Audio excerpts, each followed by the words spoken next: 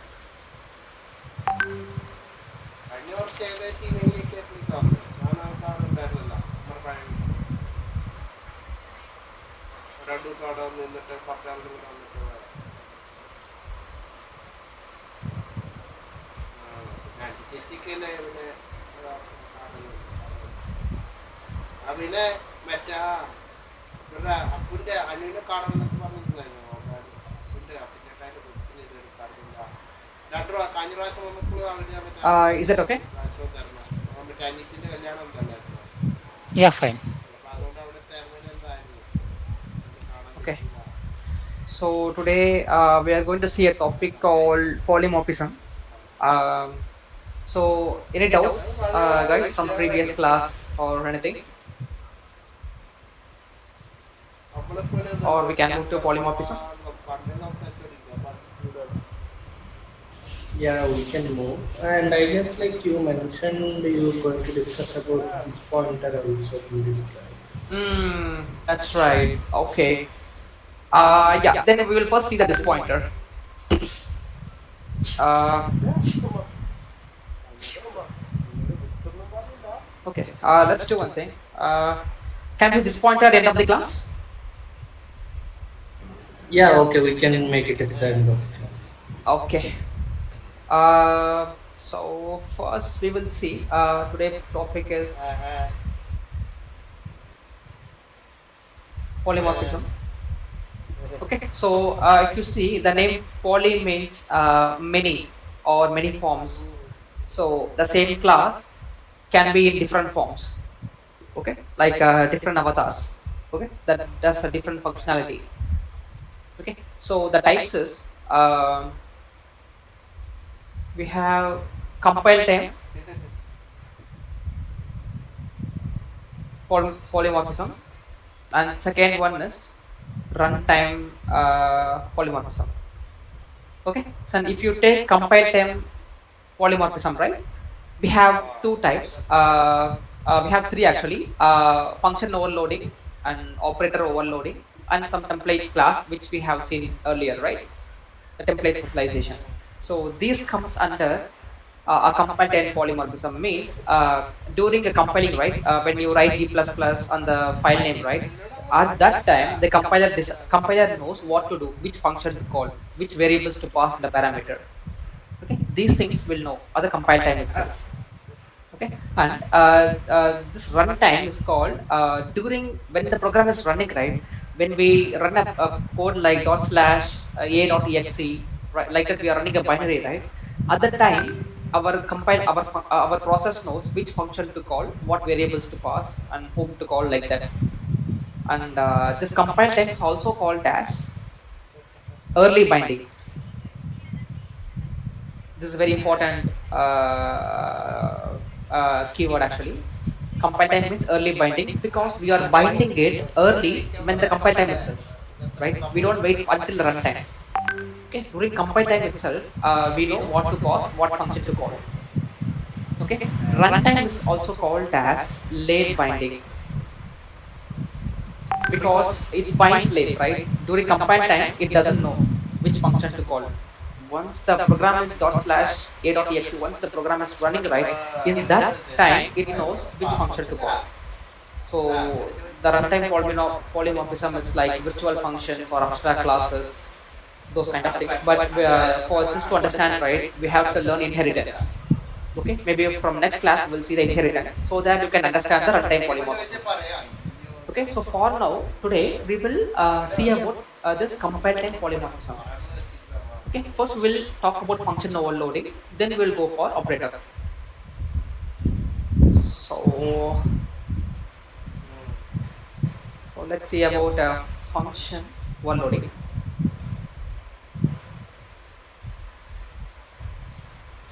Okay, so it is like to in theory, right? It's like the function name will be same, but the parameters will be different. Okay, one function will have one parameter, the same function name we will use, and we create a two parameters, and again we will use the same function name, then we create three parameters or different data types. Okay, let's see one example for that.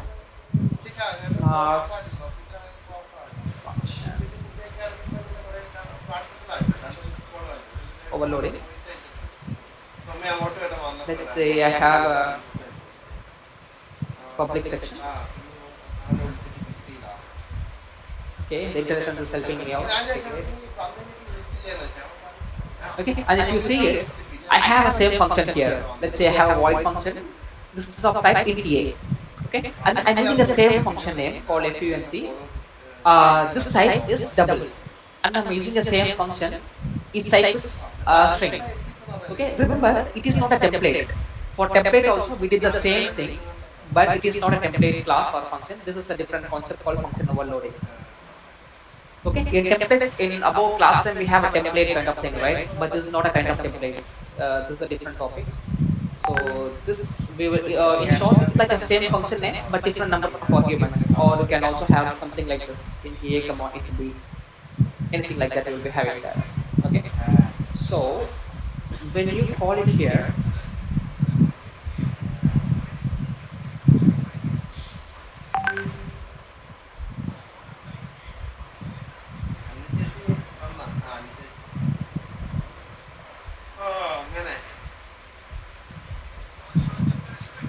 okay, we have a class name here and we have our object name is f4. Okay, now we are going to call this function, right, with object dot function, and we are passing 10 and 20 here, and we are passing 3.14, and we are passing a string. Okay, so when you pass this one, right, remember that this function loading is of same function name but different arguments, right? I mean different arguments, but the function name should be same as per the definition. Yeah, but the thing is, like, if you remember, we talk about compile time, right, or early binding. That means when you compile the code, right, our program knows, okay, the input is 10 and 20, so there is no decimal point here, so it's a motor of type integer, so I should call this function. Then it will see a second one, okay, this is 3.14, it has a decimal, then it is a double or float, then I should be calling this one, and this will say, okay, if they are passing some kind of a string, then I should be calling this one. These decisions the compiler will make at the time of compilation itself. It won't wait until the runtime. Okay, so for example, G++ and this, when they compiling, right, at the time of compilation itself, right now it is finding out which function to call, which function to bind it. Okay, it knows this function, integer means that should call, float means it should call, and string means I should call this one. Like that, it will have a decision do when you compiling, when you running this command itself.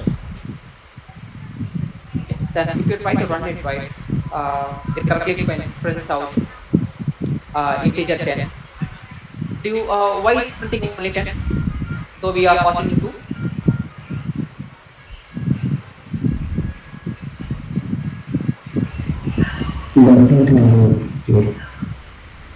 Sorry?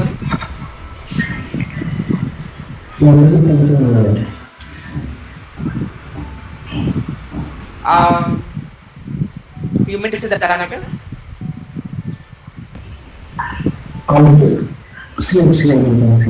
We're only printing the A only.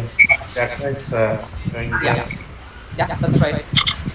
So it's a small thing, but I'm just making sure that you guys are in track. Yeah.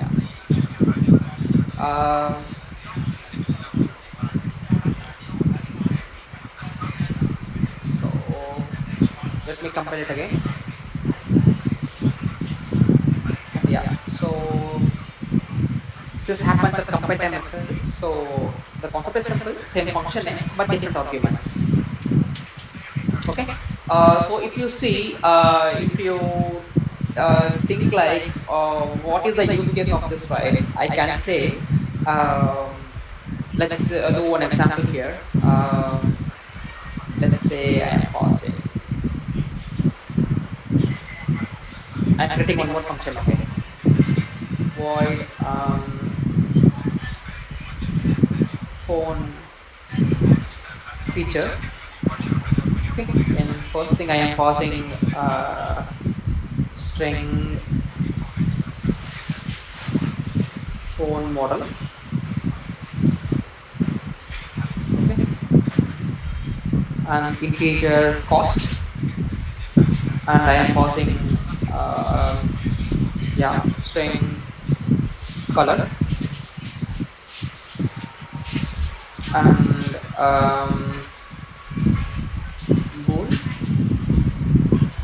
is GPS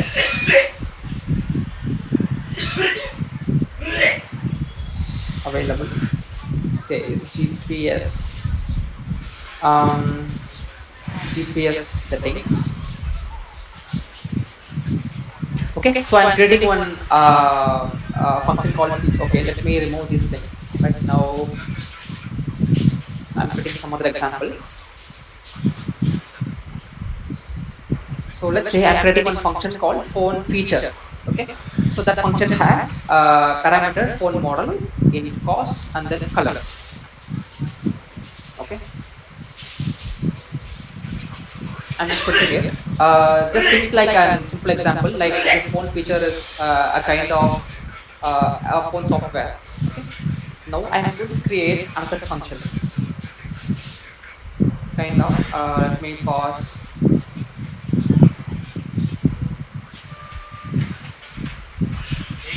GPS features or location.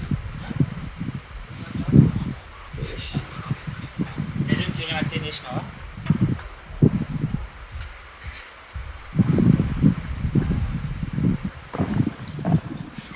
Okay, let's keep it GPS only. GPS.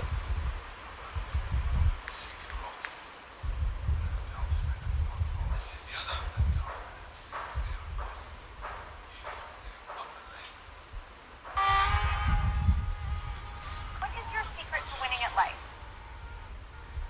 I do not argue with people.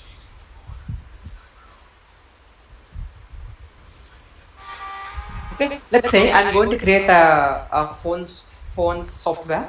Okay, now I'm going to use a function overloading concept here. I have a same function name here. Okay, for two different phone models. Okay, let's say I'm going to create two phones. One phone doesn't have a GPS, but the other phone that has a GPS.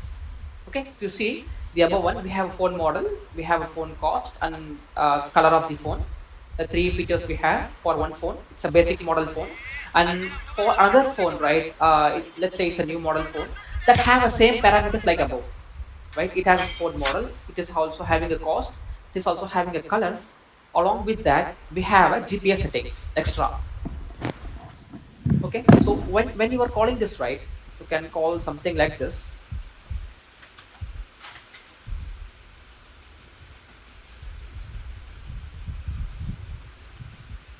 Say this is not iPhone. This is Nokia, something like this, 1100, like that. Then I am going to call fo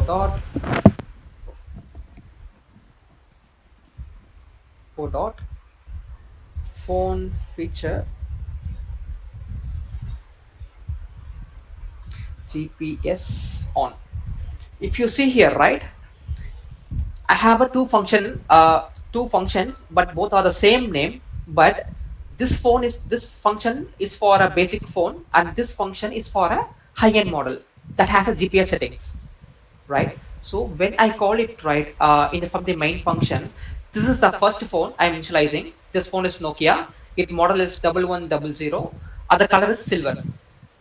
Okay. So what I'm doing, I'm creating another phone which is of same type as Nokia. Okay, let's say the model is 1100. 20, something like that, but this phone has a GPS on. Okay, if you see, we are using the same data like previous one like Nokia and Silver, and along with the existing data we are adding a new data called GPS. Okay, it's like okay, instead of this one, right, instead of call we will add some more parameter in bool camera. Okay, and bool mic.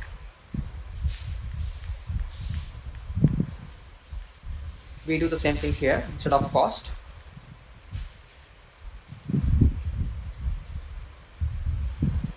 we will remove it.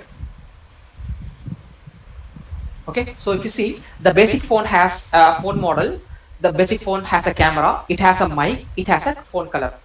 Okay, and we have a high-end model that has the same phone model. It should also have a camera, right? If it is a higher model, then it should be inheriting the existing model. Along with that, we are adding a new feature called GPS settings. Okay, so here while we are creating, right, we will be pausing for second parameter is phone. First phone model is Nokia, we passed, and camera is true, I need a camera, and for I need a mic, yeah, mic is true, and color is silver, yeah, it's true. Okay, and for this is a old phone, basic phone, and this is advanced phone with GPS settings. Okay, so see the difference is we are reusing these parameters, we are reusing this same name, we need a camera, we need a we need a mic, the color is same, and with this existing one, right, existing function, we are adding a new function called GPS on. Okay, but since we are calling the same function name, but this function is for a basic phone and this function is for a high-end model.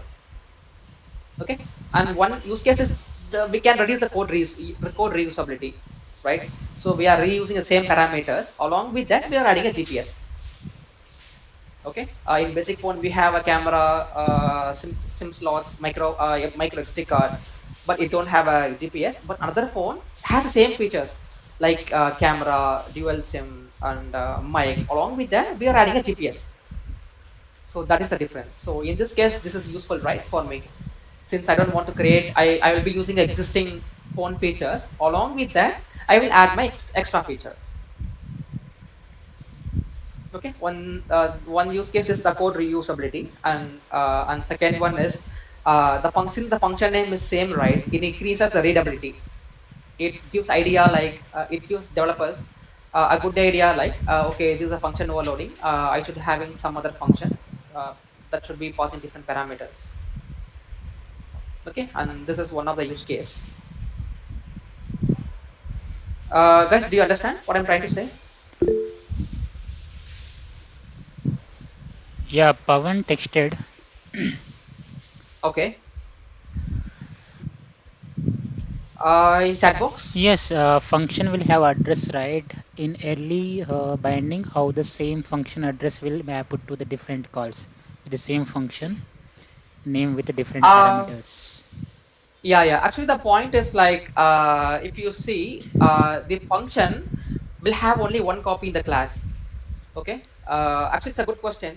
Like for example, let's say we have a class, right, class called test kind of thing, and inside a class, let's say we have a public section. Let me comment out the above code.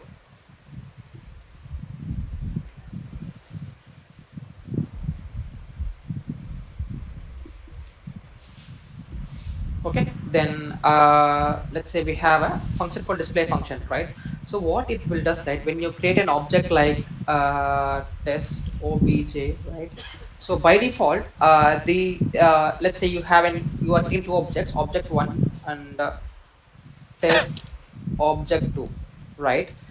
Generally we will think like the function object 1 have one separate function copy and object 2 have a same function copy, right?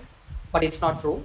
The function copy will be same, but if you call with object 1, right, it will bind with this object 1.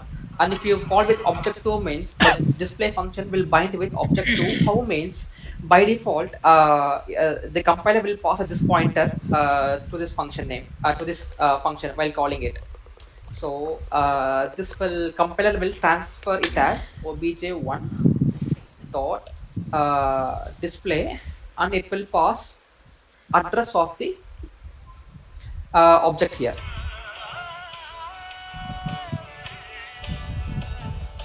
Okay, this is not visible to our eyes, but when you compile it, right, the compiler by default it will pass address for this function, for this class actually. Maybe I will tell you in the end of the class. So in the same way, while compiler is calling, when you call this function, right, if you call like this, our compiler will transfer this call as address. It will pass, it will call something like this. It passes address of the object itself, so that it's not about this function. So by default it passes the this pointer, and that's how it finds out which function to call.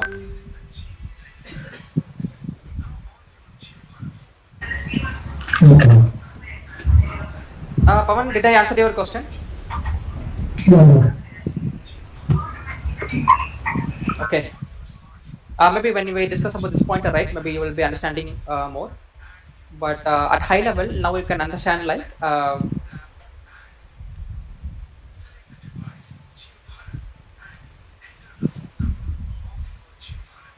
so for now you can understand in simple way, right? The two functions will be called separately, depends on the parameter you pass. And one application is a code reusability. So that's why we have a functional overloading concept here. Guys, did you understand or I confused?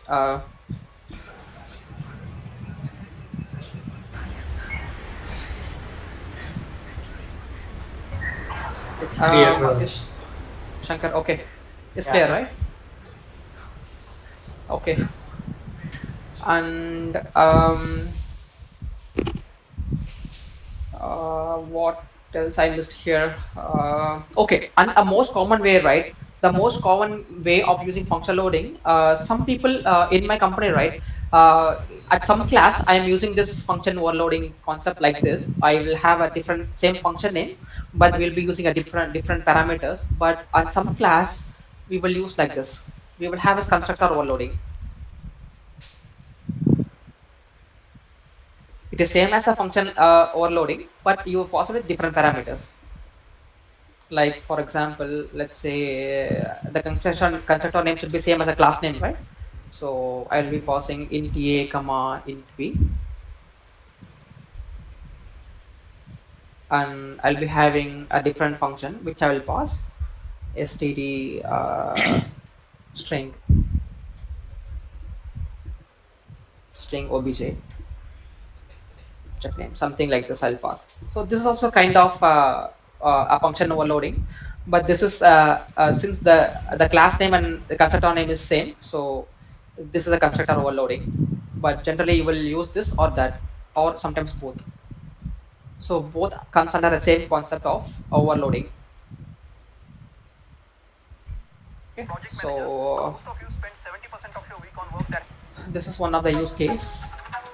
And shall we go for operator overloading?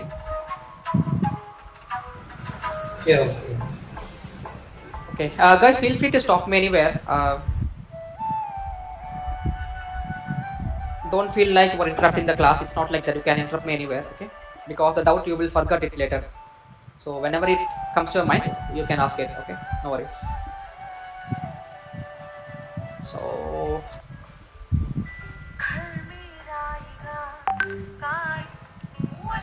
the second one is operator.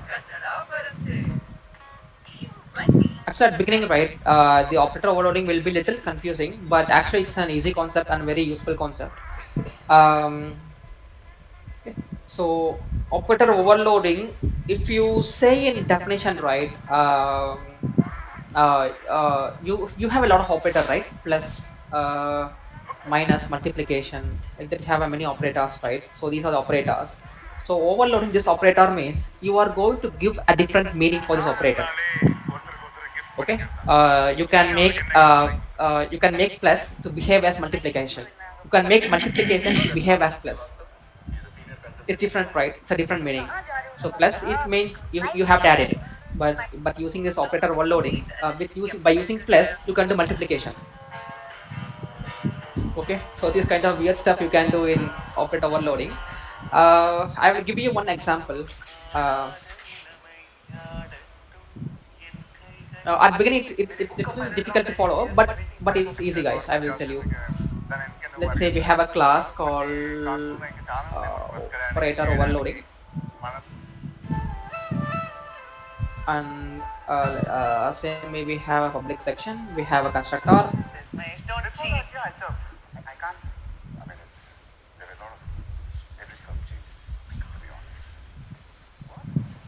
Guys, another thing is, what is the type of the constructor you will call by seeing it? Default. Exactly. So there are two ways to define a default constructor. One way is like this. The other way is you can do something like this. Default. Both are same. Okay. So here I'm going to use this default constructor, and I will define one variable at private section.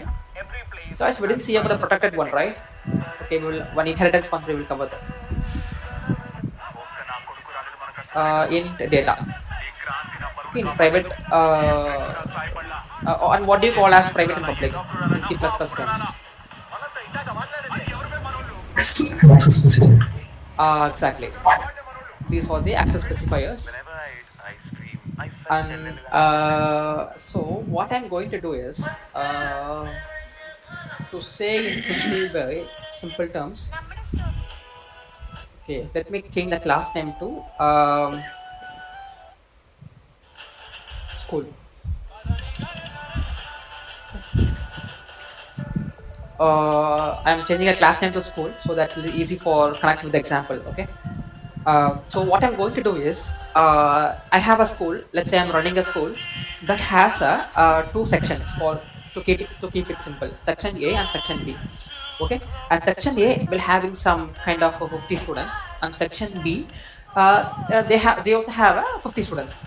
Okay, but at the end of the day, I want to calculate the number of students in the whole school. Okay, that's what my program does. That's what I'm going to do. Okay, I have a school class that will calculate the total number of students in the class. I mean, in the school, not in the class, in the school. So we are just going to add students from each class. Okay, so that's what I'm going to do. This number of students. Okay, and let's do one thing. I will have one more constructor called parameterized constructor, kind of this. And what do you call a kind of initializing? At least. Exactly. So there are two ways to initialize a class. One is this way, the other one is inside this brace. Okay, so both are same. So I'm initializing in this way. Okay, so this I have a doubt here. So I'm using this brace, right? So this will copy into right hand side, or the right hand side will copy into left hand side. Whatever there in the it will copy to the left. Okay, you mean right side will copy to left side, right, Pawan? Yes. Yeah, that's right. So when you have in braces, right, remember this. This will copy into this local variable. This is the variable which denotes here. This is the variable I'm using, and this right belongs to this parameter. Okay, if you're confusing, right, maybe you can put underscore 1. Okay, now it's very clear. So this is copying into this one. not the other way around. Because some programs will use same name. We confuse whether this is going to here or this is going to here. Okay, always remember that the things which is in the brace, right, will get copied into this variable. Okay, now I am going to can I do, okay, I have this initialize this. Okay, that's it. Now I'm going to do my operator overloading concept. What I will do is school.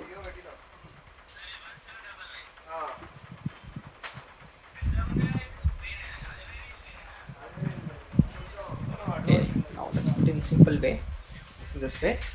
First I will type the program, then I will explain you guys.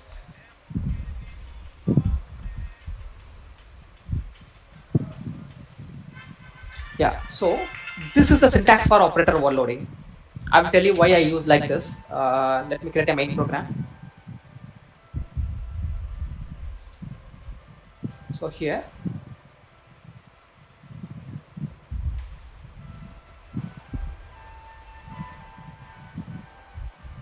okay, so here I'm going to create an, this is the school class. The purpose of this class is I'm going to calculate the number of students in the school. Okay, and this is the number of students. This variable holds the number of students in the entire school. Okay, and this is a constructor. I will initialize it. Okay, the number of students. So what happens? That I'm going to create an object for this class. I'm going to create two objects, school 1 and school 2. Okay, for school 1, I am passing 100. Let's say this is section A. Section A. Okay, this is section B. Okay, for section A, I am passing 100 students. What I'm doing, I'm passing this in the parameter. So this is the constructor, right? I'm going to pass 100 into the constructor. So what happens? The constructor will go to here. Okay, it won't go to default parameter because we are passing a parameter here 100. So the parameterized constructor will get called. Okay, what happens? 100 will copy into this number of students underscore 1 variable. Okay, that will be copied into number of students. Okay, now this has 100. Now this holds 100 now. Okay, now I'm going to create another object called for section B. This section B have 150 students in the same school. Okay, what happened? This 150 is a separate copy, right? This is a separate copy, this is a separate copy. Okay, this copy have this copy have 100 and this copy have a 150. So the 150 will go into here. Now again it will initialize this variable. This will have a 150 now. Both are separate copies of objects, right? So now what I want to do is I want to add school 1 and school 2. Okay, do you think this will work? I removed that. Or I will comment out this. Oh, sorry. I'll comment out this. Do you think this will work?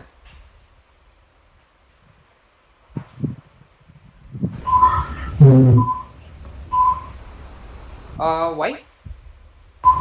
Both are different objects. We are talking about higher objects now. Exactly. The thing is, this won't work because the compiler don't know how to add two objects. Okay, school 1 is not a variable. If that is both are variable like int A and int B. If you do A plus B, right, the compiler will do it because these are the variables. Compiler will know how to add it, how to multiply it. But this is not a variable. You see, this is an object itself.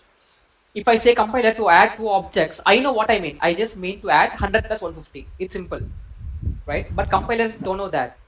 It thinks like, okay, this is not a type of integer or float or double. This is a class type. I don't know how to add two classes together, right? So we want to tell compiler more detail how to add it, the two class, right? That's why here we are using plus, right? So we have to give a new meaning for adding two objects. Okay, so we have to define plus here in this way. Let me uncomment it. So the syntax is the return type is cool because I want to return a new object. Okay, I will tell you why I have return object here. So the syntax operator plus. Okay, since I am overloading a plus operator here, I'm going to give a new meaning to add two objects. right? So I am adding, so I am giving, since I am giving plus here, so here operator I am appending a plus here. Okay, in the parameter I am passing a the object name here. I mean, I am passing a class type parameter, the same class itself. Okay, the how this works, right? When you use when you do this method, so the compiler, what it will do is internally it will call something like this school.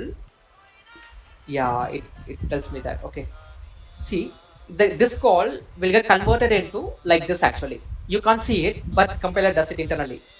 Okay, how this gets called is, it will call school1 dot, it calls a function here. It is just a function name, right? It looks like a function. It calls like this and it passes school into the parameter. Okay, so operator's parameter, it is passing a school2.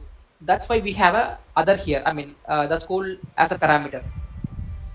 Okay, this call gets converted into this by compiler during a compile time itself. That's why we have a compile time polymorphism. During compile time, this function, this statement will be converted into kind of this. This is not exact one, but kind of this it will convert. Okay, so if you see the school1 dot, it is calling an operator and it is passing a school2 inside this parameter. Okay, now what happens?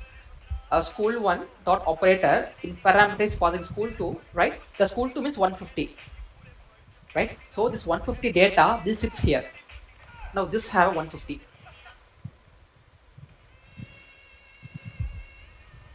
Right? Till now you understood, guys? Yes. Yeah. So since school2 I am passing into parameter, this other have a data 150 here. So what I'm going to do, I need to add school1's data, I mean school1's చెప్పురా number of students and school2's సరే number of ఉన్నీలే students, right? So what I will do, okay, let's remove this here. ఉన్నీరా I'll tell you later. So number of ఏమైతుంది students plus other dot students means since other having 150, right, data. So Like is the other can be like any name or like it is? Yeah, you can any name. It can be any name. Yeah, it can be like test data. It can be any name. It's your choice. And why is it like made constant? Because you don't want to change it. Okay, This okay. Like the second data should not be changed. Yeah. It's not mandatory, but you can also remove it. It will still work, but for safety, you can add constant because this added by the IntelliSense. Actually, It's a read only, right? yeah, it's a read only. Exactly.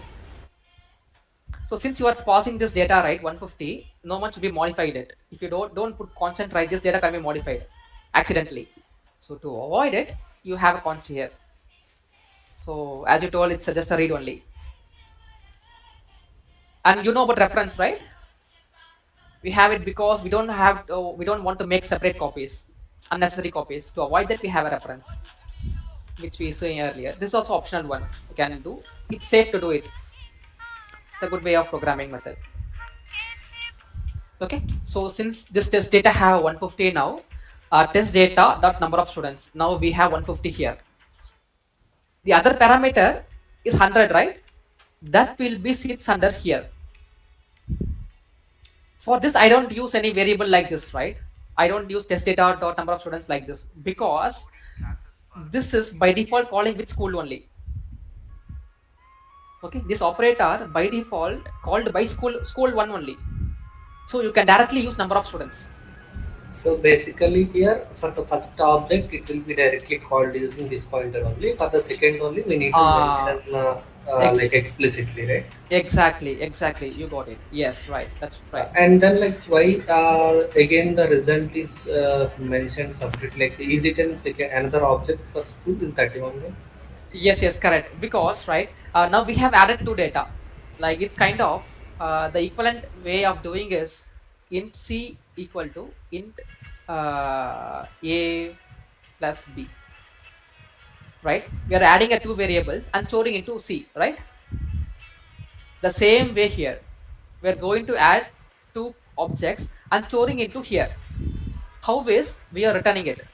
We are creating one C variable. It's kind of C, int C. We are creating like school result. We are adding the number of students for object 1. We are adding a number of students plus object 2. Then we are storing into result dot number of students. Then we are returning a result that will get stored into school 3. Got it.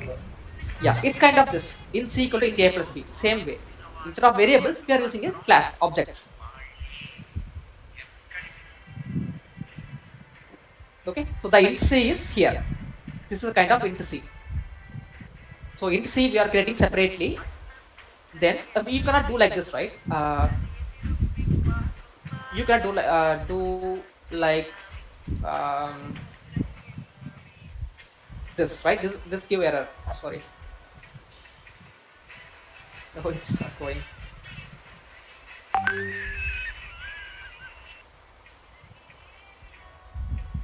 Okay, you cannot do like this. You are adding because you are trying to storing into the result, but you are adding it to data. But the good way is we have to store not in the result, but the result dot number of students, right? So that's why we have this number of students here. So for this number of students, object 1 get called by default. So this have 100 here. This have 100, and this have a 150. So how it know this has 100? Because when you are calling, the compiler will by default call with object 1 only. Okay, so by default this operator thing belongs to object 1 only. So object 1 already have 100. So you can directly use this variable name without any test data like that. So this by default hold 100 plus in parameter you are passing object 2, right? So that you have to mention explicitly, like Mahesh told, test data dot number of students, and you are storing into result. Then you are returning it. That's it. We are just doing using int c equal to a plus b, but in different way with objects we are using. But the concept is same. Now, if you build it, guys, the syntax you remember, guys. So this will not visible to your eyes. This is the compiler thing, which I showed you here. But generally, you will do this. Okay. So once we are adding two objects, storing under. So here the test data, like the syntax most that tells the compiler that it is the second object, right? Exactly. By default, compiler will know that. Okay, okay. If we use the same syntax, it will be like defaultly assigning the second object to the test data. Exactly, exactly. Yes. Okay, okay. Right. Got it. Yeah, yeah. It's a compiler thing.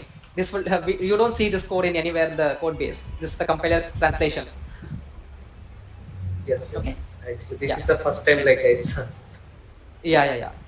So now what I have to do is, we just print it to check whether the addition happened correctly.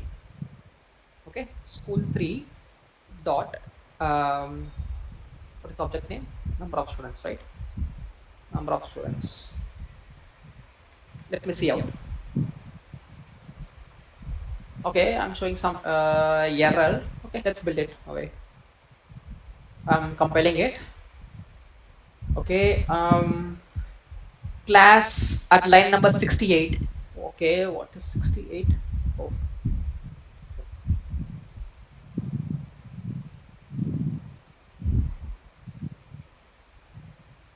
Return 0. Let me build it again. Okay, some other error. Number of students is private. Oh, okay. Okay, anyway, for example purpose, right, we will make this as a public, since this is cannot be accessible from main function, since this is the private member, right? Oh, anyway, the concept is overloading, then we just make it as a public one.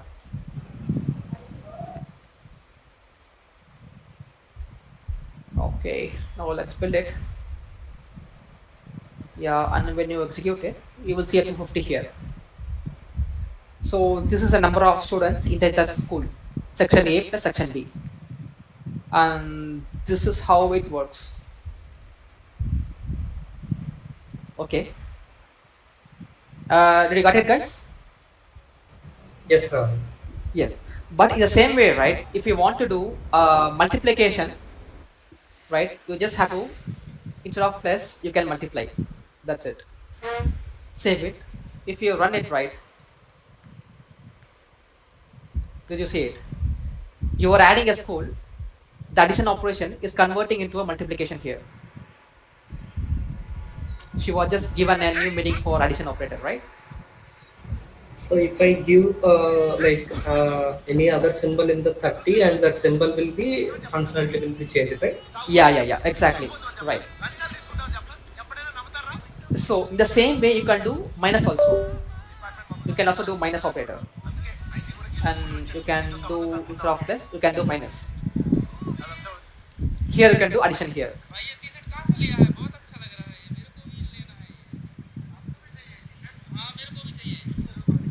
right? It's still adding that.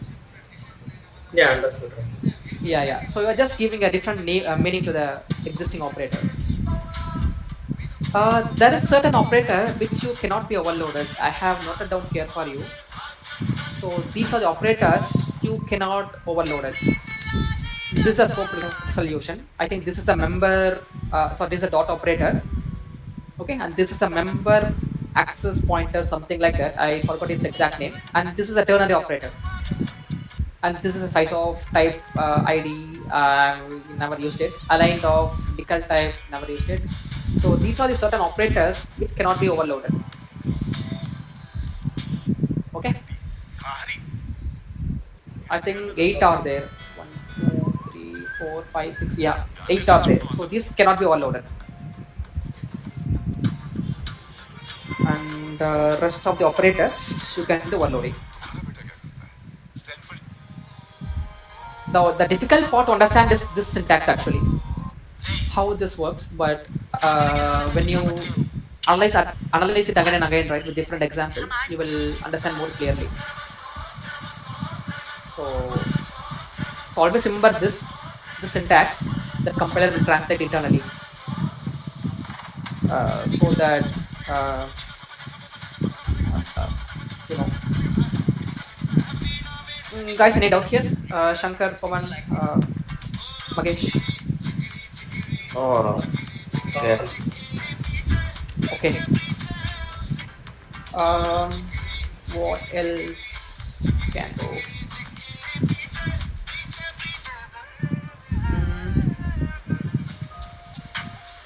Yeah. For now this is fine.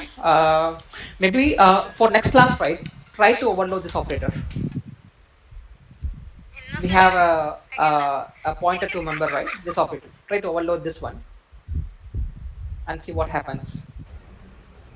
Okay, like we can add any other functionality to it, right? Exactly. Yeah. Add some other functionality to this operator and try to overload this also. This right shift, left shift, even you can overload this. So these are the 3 very important operators that will be overloaded in the real time.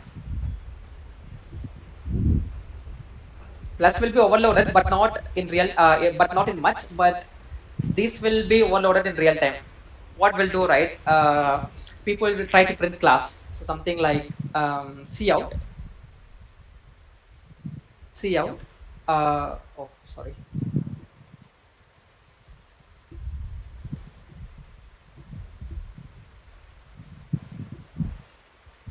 So this will not work, right? If I try to cout the class, the compiler don't understand it. How can I print a class? Right? This will give you an error. If I try to build it. Oh, okay. Oh, not saved. Okay. Okay, this is not the one we expected. 39. Oh, okay. We didn't comment on those lines. Yeah.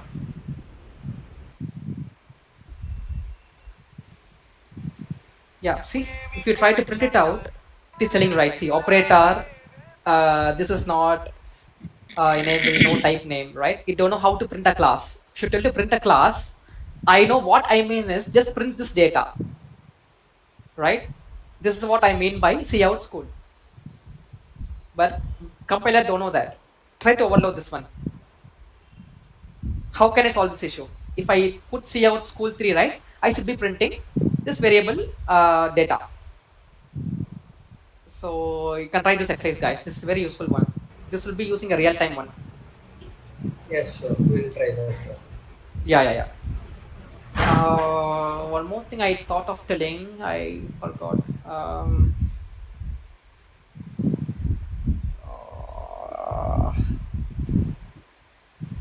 Okay. Yeah, maybe until now, you can try these things. Guys, give me a minute. I'll be back.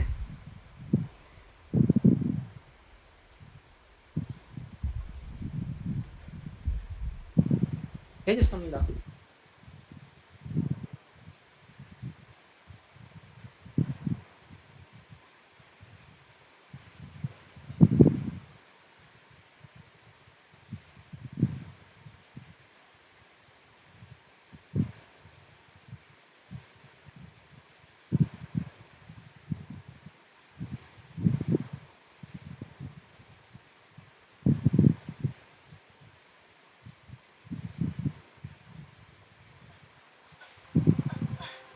இதுல water bottle இருக்கு. பசிச்சா சாப்பிட பழம். எனக்கு தெரியும்.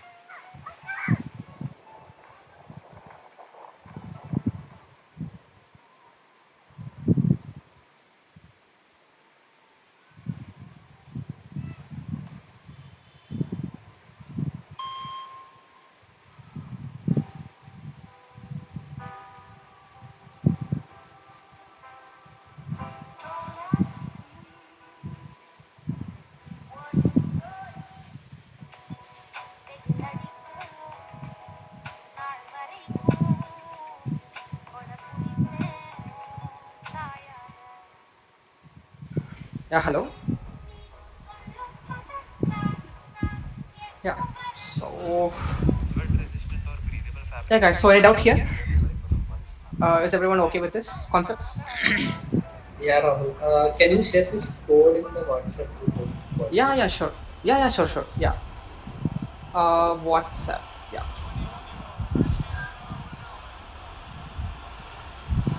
C++ page.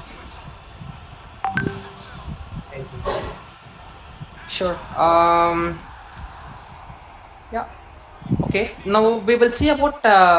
You were asking about this pointer, right? Let's see that. So, to see the use case of this pointer, right? There are a lot of use cases, but one of the use cases I will tell you. Let's say class example this point, this pointer.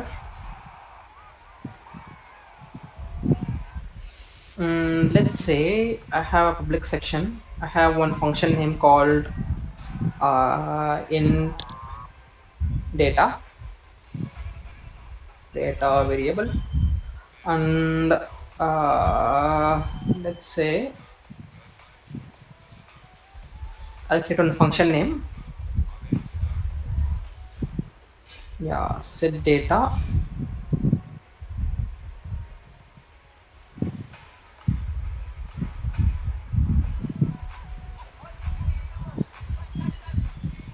var equal to data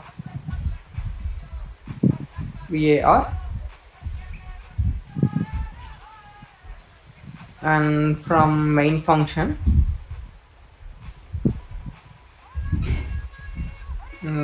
creating an object, and with that object I'm calling a data. Okay, right, this is a simple class, right?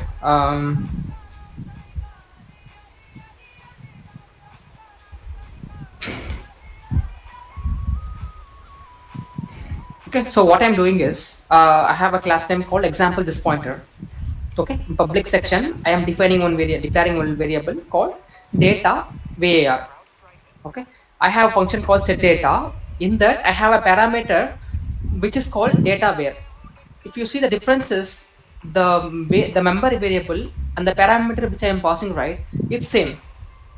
right? And what I want to do is, whatever I pass this into a function, I'm going to copy into this line number 66 variable name. If we do like this, do you think what happens now? Both are same variable, right? Whether this will take this one or this one.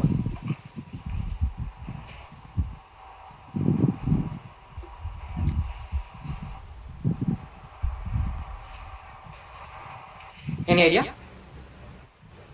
Maybe undefined behavior compiler won't be getting which one to take, I guess. This pointer. Yeah, this is where this pointer comes. Let me build it. Let me build the code. Yeah, it's built it. Let me run it. Okay, when I'm not printing anything, right? Let's put a C out here.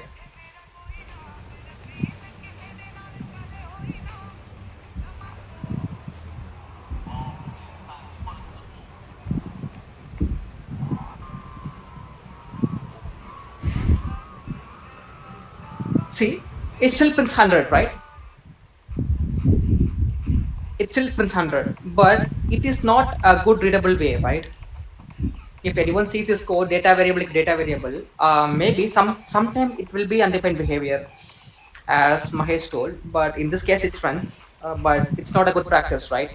So what we want to do is, whatever we pass, right, in set data we are passing 100. This 100 gets copied into data variable. That variable should be stored, initialized to this one, copied to this, right? So this is what we are trying to do. Since both are a same variable name, right, there creates a confusion for readability for users who are reading this code. So what we will do, if we want to tell compiler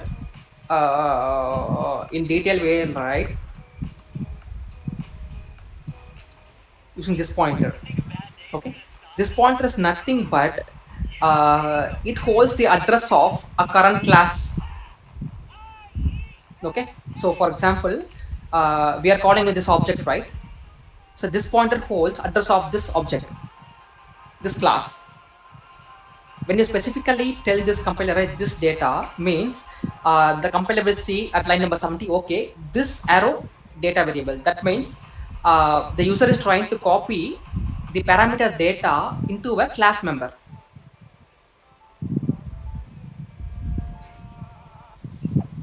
Okay, so that's why compiler will tell. This is nothing but instance of a class. So here, this that arrow data variable is representing 66 line, right? 66 line. Sorry, tell me again. Yeah, correct. Yeah.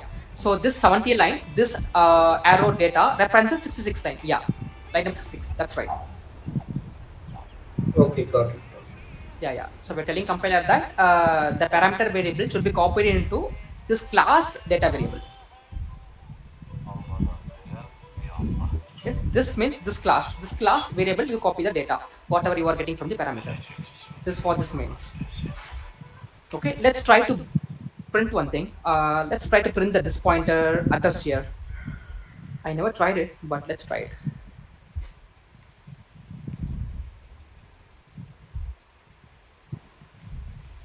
I'm not sure this works. Let's check.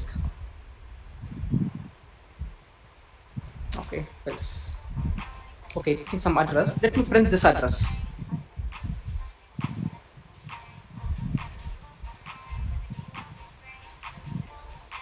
Let me build it. Okay.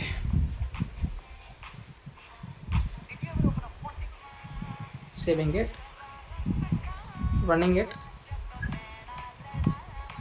If you see this difference, right, the address of object is printing 077 DC, something like that. And if you try to print this one, right, address of this pointer, it also prints same, right?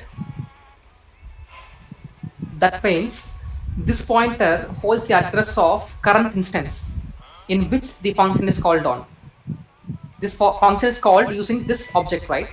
So this object's address is held by this pointer. Understood. Got it, right? Yeah. Yeah. So that's how it works. And when Pawan is asking that question, right, how the class knows which function to call, what happens, right? This function call will pause at this pointer here during compilation time. This is not visible to user, but during compilation, right? So this function will be passed along with this pointer. So the compiler knows, okay, this pointer is holding this object address, so the function should be called on this object. Okay, if you create an kind of an object too, actually the point is the function is there, right? The set data function will not be having a multiple copies for each and every object. It won't have a separate copy, but a variable will be a separate copy for each and every object, but function is only one copy.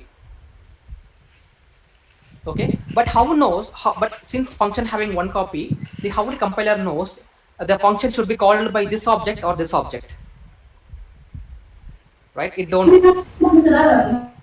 So that's why while you're calling the function, compiler will by default pass a this pointer. This is a hidden pointer. Then it knows, okay, this function is called on this object, then I should be calling this function.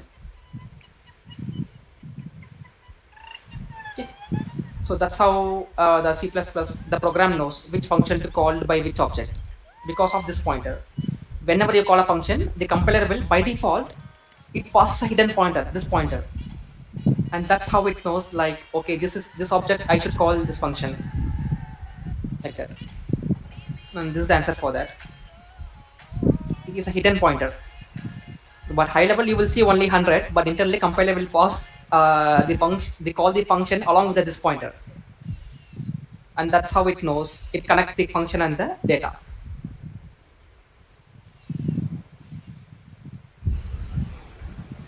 Okay. Yeah. Shankar, Pawan, any doubts? Magesh? No, let's see. Okay. Yeah, so we are ending here today. And next class we will see about a late binding, which is a runtime polymorphism. But before understanding this concept, right, we need inheritance concept. So once we understand that, then we come back to runtime polymorphism.